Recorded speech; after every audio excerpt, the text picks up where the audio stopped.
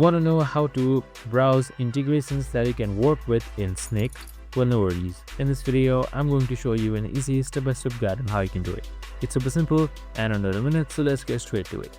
So Snyk basically scans vulnerabilities with your files, maybe using CLI, GitHub and much more. So if you want to browse how you can just integrate them, this video is for you. So let's get right into it.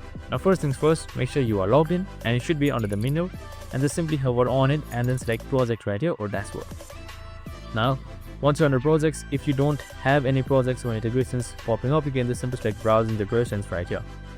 And now once you have selected browse integrations, as you can see right here, the integrations that you can work with are these right here. So source control can be GitHub and Bitbucket. As you scroll down, you can also get Docker Hub, GCR, and scroll all the way down until container orchestras, continuous integration just like this, ID, plugins, and much more. So you can just simply scroll down, and you can also request an integration by requesting them, the team, and it should get to you.